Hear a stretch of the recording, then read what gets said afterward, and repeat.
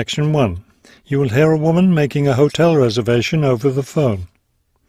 First, you have some time to look at questions 1 to 4.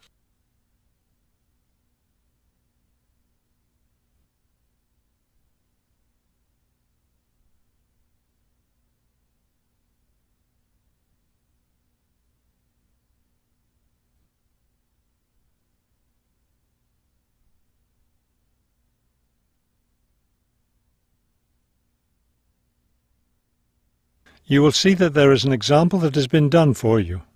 On this occasion only, the conversation relating to this will be played first. Good afternoon, Grandview Hotel. Yes, hello. I'm planning to spend a few days in your city next week, and I'd like to, make a reservation. The man answers the phone. Grandview Hotel, so the word Grandview has been written at the top of the form. Now we shall begin. You should answer the questions as you listen, because you will not hear the recording a second time. Listen carefully and answer questions 1 to 4. Good afternoon, Grandview Hotel. Yes, hello. I'm planning to spend a few days in your city next week, and I'd like to, make a reservation. Of course. When did you want to stay here? Next week, Wednesday night and Thursday night. So that's February 13th and 14th. Yes, that's right. And how many guests will there be? Just me. So, do you have a room available? Yes, we do. I'll just need to take some of your information. May I have your name, please? Oh, right, yes. It's Roxanne Wilson. Wilson. Thank you, Miss Wilson. And may I have your credit card number? It's 233-618-9872. 9872. Got it. All right, Miss Wilson. I have your reservation confirmed. Can I help you with anything else?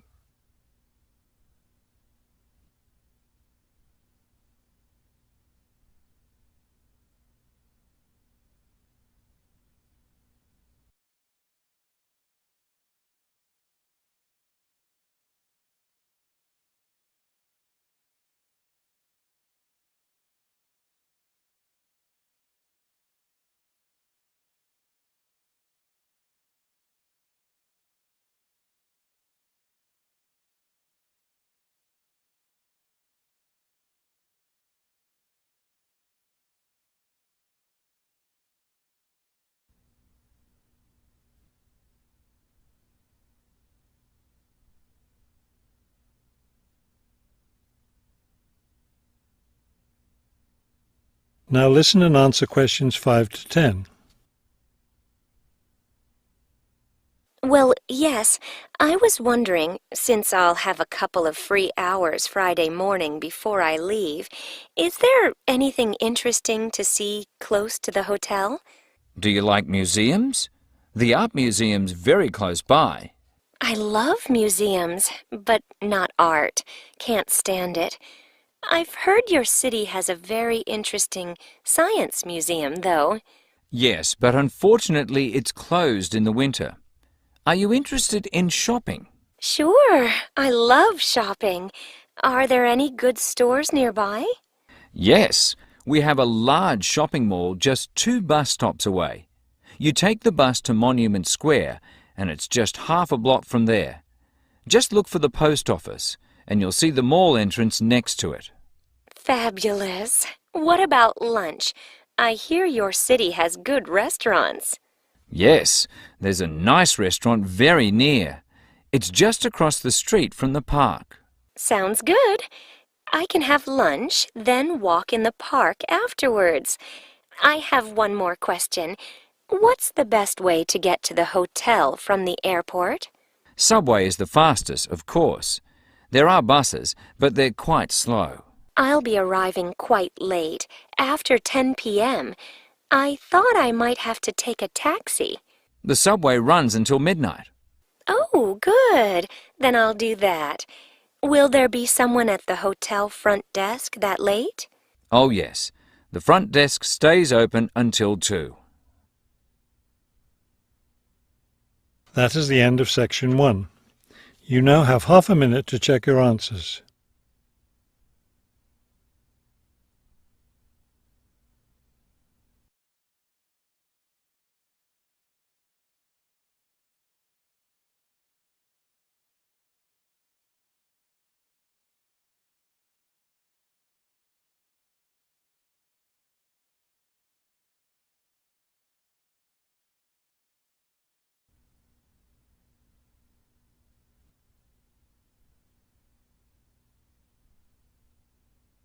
As you listen to the first part of the talk, answer questions 11 to 15. Thank you for choosing City Tours.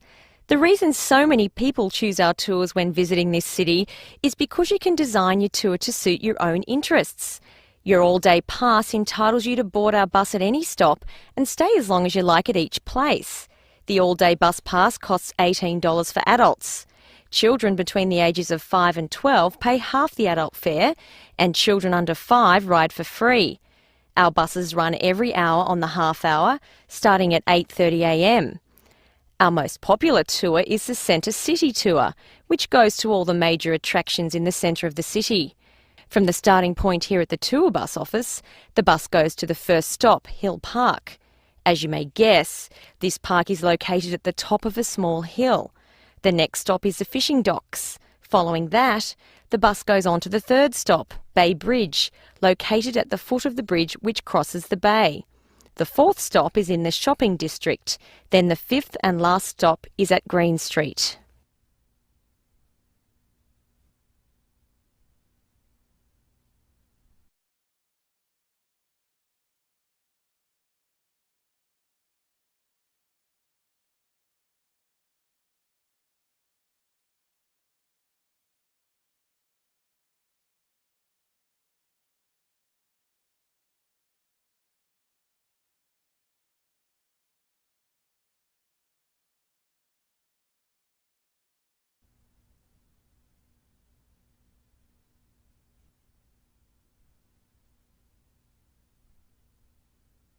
Now listen and answer questions 16 to 20. There are many interesting things to do and see on the Centre City Tour. At the first stop, you can enjoy a spectacular view of the bay, the city, and especially of the fishing docks, which are located at the foot of the hill. At the second stop, you can walk around and look at the boats. Fresh fish from the bay is also for sale here, since this is the place where the fishermen bring in their catch.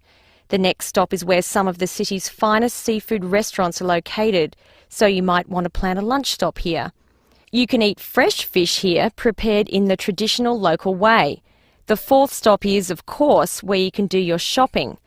Don't miss the opportunity to purchase some of our city's famous handmade baskets. You'll want to take several home as souvenirs of your visit to our city. Finally, at the last stop on the tour, you can visit one of the oldest buildings in our city, the theatre.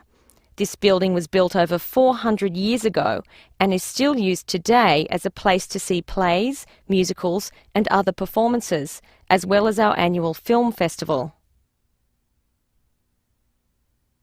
That is the end of section 2. You now have half a minute to check your answers.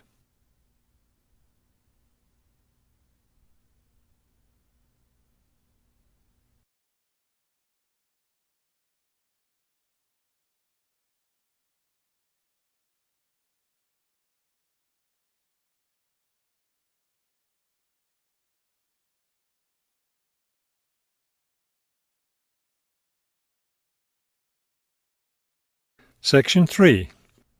You will hear a conversation between two students planning a research project. First, you have some time to look at questions 21 to 23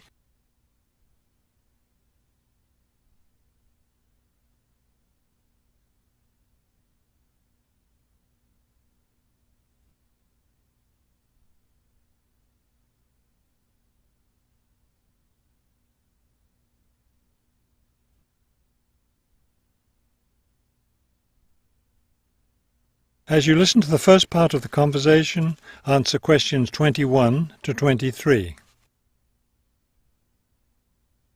We'd better start planning our research project because we don't have much time left before it's due. I know, only 3 more weeks. Is that all? I thought we had more time than that. Well, let's get to work then. Okay, so we agreed we're going to interview shoppers about their spending habits. Did we decide to conduct our interviews at the department store? We haven't decided anything definitely yet, but I think the shopping mall would be a better place. We'd get more of a variety of shoppers there. Yes, that's a good point. So let's do that. How many interviews did the professor say we had to complete? She said at least 30. That sounds like a lot, doesn't it? Yes, but if we divide it up between the 2 of us, that's just 15 each. That's not so bad.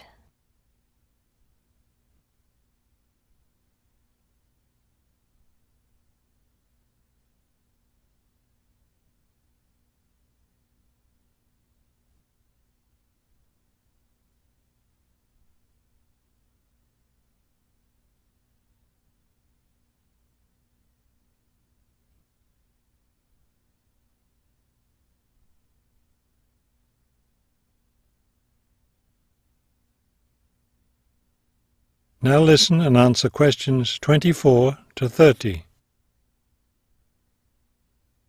Okay, so I guess we'd better start designing our questionnaire. Well, we have to do some reading first, don't we? Didn't we say we were going to compare our results to the results of a government study? Right, the government study about how the economic crisis has changed people's spending habits. We want to see if we get similar results. Yes, so we'd better read that first and then design our questionnaire. Then I guess we'll be ready to go out and interview shoppers. No, don't you remember? The professor said she had to approve our questionnaire first before we actually conducted the interviews. Oh, right. So we'll get her approval and then conduct the interviews. I think it's Saturday would be the best day for the interviews because everyone's out shopping then. Right. We'll do it on a Saturday then. And let's also plan to get together the next day to analyse the results. It's best to do that while everything's fresh in our minds, don't you think? Sure, that sounds like a good idea. Okay, so then we're going to have to present our results to the class. Do you have any ideas for that? It's an important part of our grade, so I think we should plan it well. Well, I think the obvious thing is to prepare some charts showing our results and how they compare with the government study. That will help make the information a lot clearer to the class. Right. Okay, so we'll draw up some charts of the results. And then that's it. All that will be left to do is give the class presentation. Do you think we can be ready on time? I sure hope so. Let's get started now. That is the end of section 3. You now have half a minute to check your answers.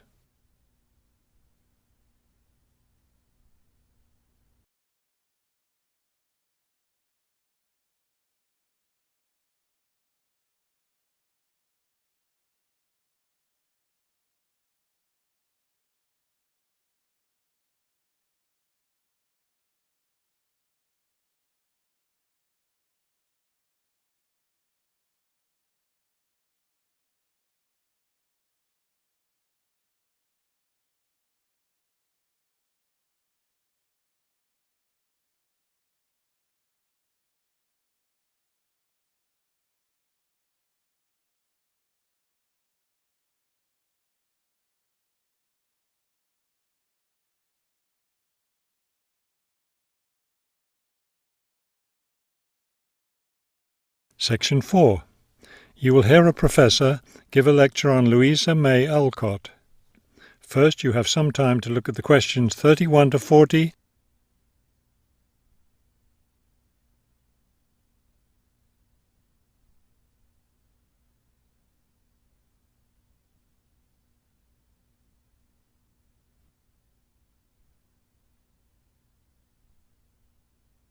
Now listen carefully and complete the timeline in questions 31 to 40. Good afternoon.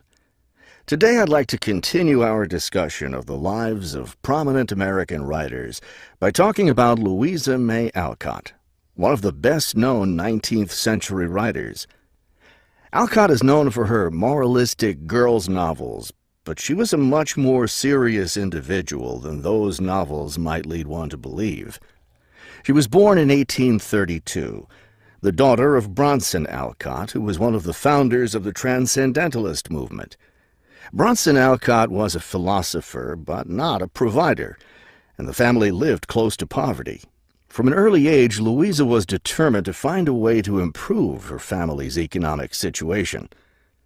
As a teenager, she worked to support her family by taking on a variety of low-paying jobs, including teacher, seamstress, and household servant. Alcott also started writing when she was young. She wrote her first novel when she was just 17 years old, although it wasn't published until many years after her death. It was called The Inheritance. In 1861, the Civil War broke out. Alcott worked as a volunteer, sewing uniforms and bandages for soldiers. The following year, she enlisted as an Army nurse. She spent the war years in Washington, nursing wounded soldiers at a military hospital. While working at the hospital, she wrote many letters to her family at home in Massachusetts. After the war, she turned the letters into a book, which was published under the title Hospital Sketches. She also wrote numerous romantic stories, which she sold to magazines. Around this same time, she was offered the opportunity to travel to Europe as the companion to an invalid. When she returned home from Europe in 1866, she found her family still in financial difficulty and in need of money, so she went back to writing. Her big break came in 1868, with the publication of her first novel for girls, Little Women. The novel achieved instant success, and the public wanted more. From then on, Alcott supported herself and her family by writing novels for girls. It wasn't the writing she had dreamed of doing, but it earned her a good income. Alcott took care of her family for the rest of her life. In 1878, her youngest sister May got married. A year later, May died after giving birth to a daughter. Louisa Alcott raised her sister's orphaned child. In 1882, Bronson Alcott suffered a stroke. Soon after that, Louisa Alcott set up a house for him, her niece, her sister Anna, and Anna's 2 sons in Boston. Her mother was no longer living by this time. Alcott was still writing novels for girls, including 2 sequels to Little Women, Little Men and Joe's Boys. The latter was published in 1886. Louisa Alcott had suffered poor health ever since she contracted typhoid fever while working as a war nurse. She died in March of 1888, at the age of 55. She was buried in Concord, Massachusetts. That is the end of section 4. You now have half a minute to check your answers.